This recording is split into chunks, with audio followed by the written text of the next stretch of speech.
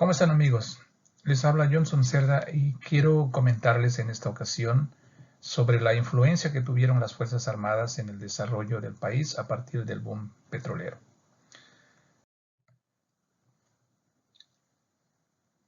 Antes de comentarles a partir del boom petrolero, quisiera irme un poquito atrás para comentarles que eh, es importante reflexionar acerca de la Revolución Juliana en 1925. Como algunos de ustedes sabrán, en julio de 1925 hubo digamos, un golpe de Estado en el Ecuador, en el que los militares asumieron el poder con el objetivo de fortalecer el poder y la autoridad del Estado central y resolver la grave crisis que tenían hasta ese momento.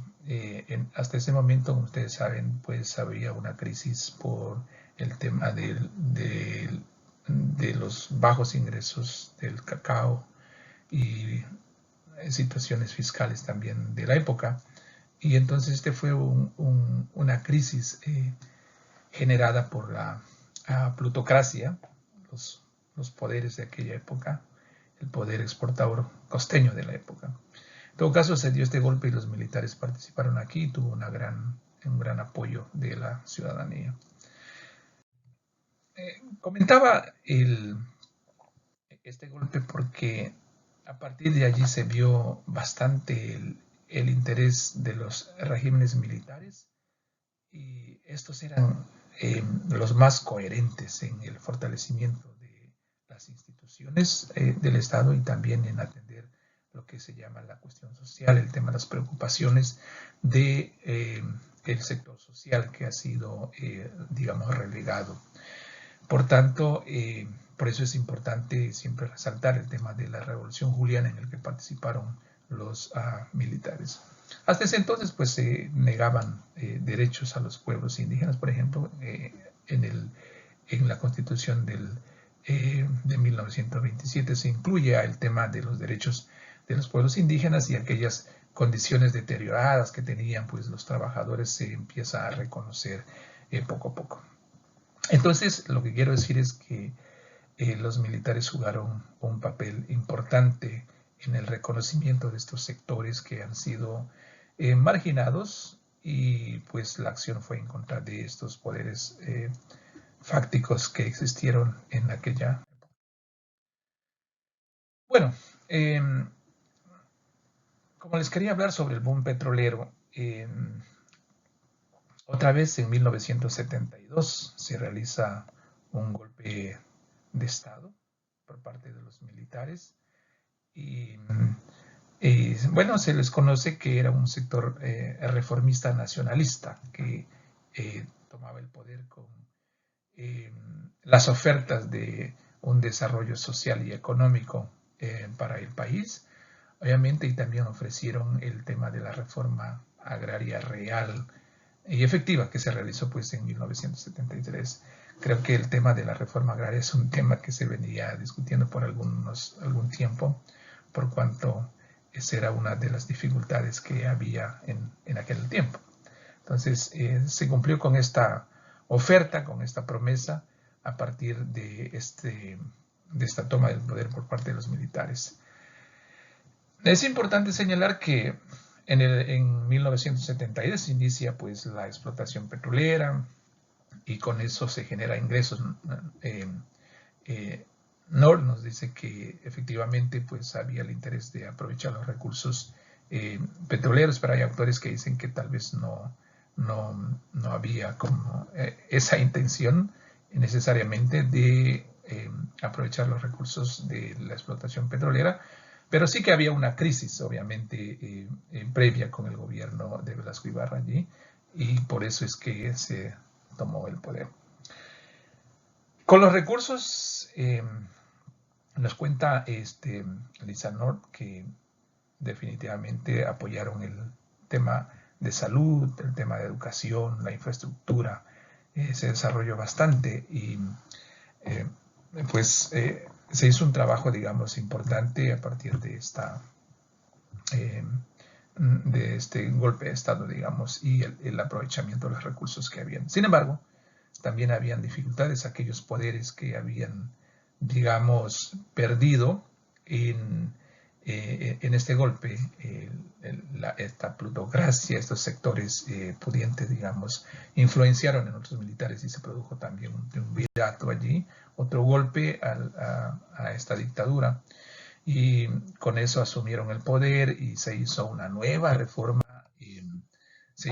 una nueva reforma prácticamente agraria, y el apoyo que se estaba haciendo al sistema de salud, a la educación y lo demás, esto continuaba. Pero aquí hay un detalle interesante, que a pesar de los recursos que habían del petróleo, eh, este, empezaron a, a crearse una deuda, a pedir deuda externa, de manera que esto implicó con el tiempo, o llevó esto con el tiempo a una crisis fiscal también, porque no se estaban manejando bien los recursos y había una deuda externa que se estaba acumulando, y esto, bueno, causó preocupación también. Por suerte, pues llegamos a un periodo, digamos, democrático. Con esto, lo que también yo quería ver es de qué manera la Constitución, o cuál es el rol que la Constitución reconoce para las Fuerzas Armadas. Y obviamente, si revisamos del 72, ellos tienen un rol fundamental, que es el que actualmente la Constitución también reconoce, que es la defensa de la soberanía y la integridad territorial, que es uno de los puntos claves. Pero me estaba fijando que en algunas de las constituciones incluyen el tema del apoyo al desarrollo nacional o el desarrollo económico en uno de ellos. Actualmente habla de que pueden coordinar con otras instituciones para apoyar en el desarrollo nacional. Esto es importante porque no solamente es el tema de la defensa de la soberanía y la integridad territorial, para lo que son los militares preparados para proteger nuestra frontera. Sin embargo, también creo que cumple un rol bastante importante en el tema del apoyo al desarrollo económico, apoyo al desarrollo nacional. Y esto es lo que, por ejemplo, en el texto de Jaskowski, reconoce algunos de los aspectos digamos, que ejercen los militares en el país, en el Ecuador. Lo primero es, como señalaba, la defensa de las fronteras. Eh, esto es importante porque los militares han estado preparados para defender la frontera, como dije también anteriormente. La lucha contra la insurgencia es otro de los temas que se menciona también en el texto. Y también realizan acciones policíacas de control. Y estas diría que son como las tres acciones que desarrollan los militares en el Ecuador. Sin embargo, a partir de estas acciones, lo que podemos observar es que si vemos la acción militar por un lado en el desarrollo económico, Jaskowski menciona que los militares señalan que ocupan el 40% de su enfoque o dedicación a cuidar estas instalaciones militares. Por ejemplo, las bases que están en la parte norte se dedican a cuidar las compañías petroleras, porque hay, según mencionan también ellos, que por lo menos una vez cada mes existen protestas y ellos tienen que enfrentar ese tipo de protestas en estos sectores del país donde están las instalaciones petroleras. Entonces ocupa bastante tiempo el tener que enfocarse en esto, el tema de estas acciones de seguridad, de protección de las empresas petroleras, que entiendo están ligadas a este rol que la Constitución habla de cooperar también al desarrollo económico, al desarrollo del país, ¿no? Sin embargo, las protestas cada vez son más fuertes. Hay tantos casos en el Ecuador que podemos enumerar de enfrentamientos que ha habido con los militares, porque los pueblos indígenas, las comunidades locales en el campo han estado protestando para que los recursos que salen del petróleo por lo menos lleguen a las comunidades. Y allí ha habido enfrentamientos muy serios entre militares y la sociedad civil. Yo mismo he estado en un par de acciones en mi propia comunidad. Cuando llegó el ejército allí, nos enfrentamos con ellos y algunos compañeros cayeron detenidos y bueno, luego tuvimos un acuerdo con ellos de que no lleguen otra vez armados a enfrentarse con la comunidad, porque la comunidad podría reaccionar de una manera violenta, porque son personas que viven en el campo y pueden, digamos, enfrentarse sin ningún problema a los militares. En todo caso, esto ha habido, y lo que tenemos en la mente quienes vivimos en comunidades, vemos como que los militares se pasaron de la raya y empiezan a violentar a las comunidades. Y en algunas de las protestas hemos visto esto. Entonces, esta acción como que llama la atención a muchas personas.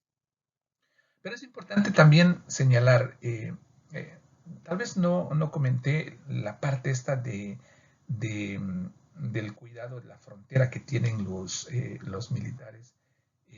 Estaba leyendo los textos que tiene Jaskowski, y allí se menciona que los mismos militares, los oficiales, no están seguros de qué exactamente es su rol en la frontera.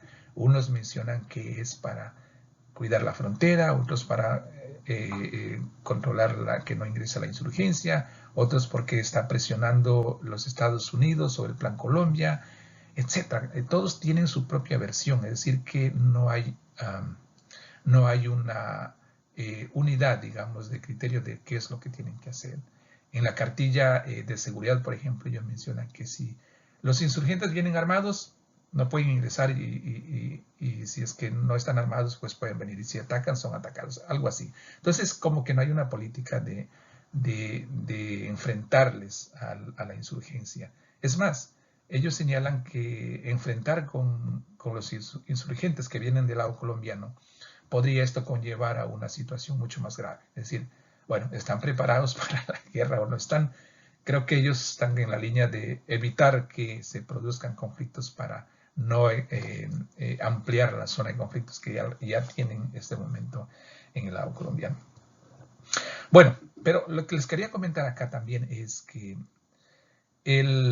hay un programa que ellos, los militares, han desarrollado que se llama el apoyo al desarrollo, y con esto ellos han logrado apoyar a comunidades en temas de agricultura, temas de educación, de salud, de infraestructura, y se acercaron más a las comunidades. El texto menciona que se acercaron más a comunidades andinas, pero yo no sé, esto creo que hablaban del 95, pero yo recuerdo que también a mi comunidad llegaron hasta con regalos para los niños. Yo tuve la oportunidad de agarrar un regalo alguna vez allá y estuve muy emocionado porque los militares nos estaban dando regalos también ahí en la comunidad cuando era pequeño.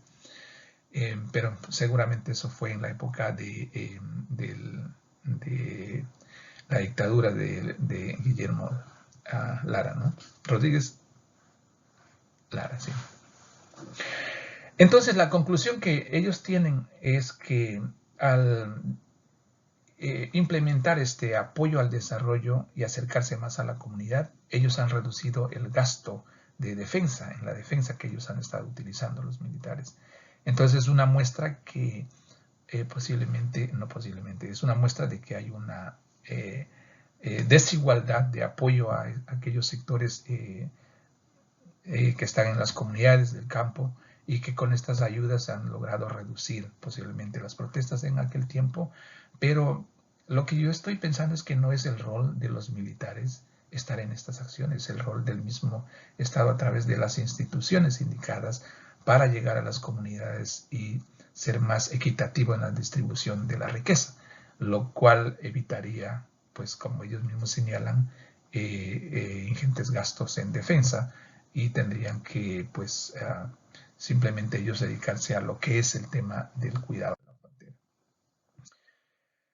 También es importante mencionar, creo que León nos menciona en su texto el tema de que los militares siempre han estado participando cuando hay estos desequilibrios regionales de poder para poder volver a reequilibrarlos, ¿no? Han intervenido en esto y en la historia se ve que ellos han estado, digamos, de alguna manera asumiendo el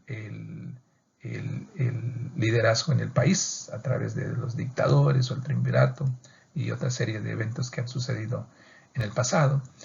Sin embargo, León nos menciona que también actualmente podríamos decir que de alguna manera esa intención de los militares de intervenir cuando hay situaciones en el país lo hacen de manera camuflada.